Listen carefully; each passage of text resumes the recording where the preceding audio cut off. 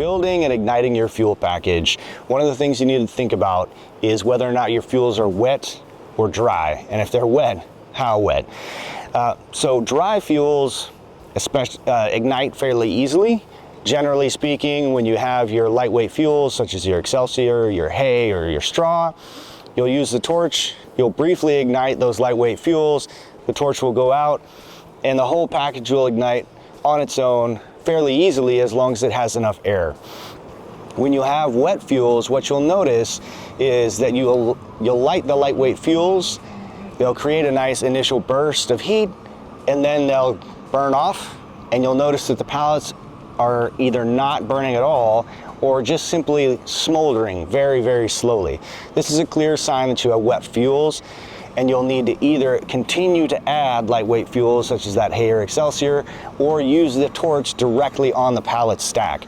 Another clear sign that you have wet fuels is as the ignition process is happening, you'll see large amounts of water vapor, white steam, coming off of the fuels. When you have very dry fuels, you'll have ignition, and since they're wood products, they'll tend to burn very cleanly initially, so you'll have clear hot gases and flames coming through the stack.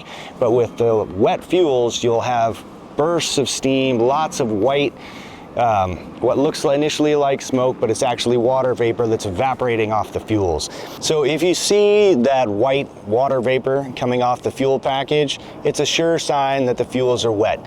And you're going to either have to continuously load the lightweight fuels, that straw, hay, Excelsior, onto the package until it gets going on its own, or you're going to have to use that propane torch and hold it directly on those heavyweight fuels on the pallets to get them going. Something else that's quite likely is that if you're using the torch, you're going to have to leave the torch on until you almost have the seat flame bending down over your head. So you're going to need a good movement plan in place that gets you out of the way and pulls the torch off in a timely manner. Now, you might think to yourself, okay, I've got flames hitting the ceiling, and so you pull the torch off. Don't take the torch out just yet. Make sure that the flame self-sustains, because sometimes you'll pull the torch and it'll drop back down into the stack again and start to go away. Another clear sign that your fuels are wet, and you're gonna have to keep that torch on for a little bit longer.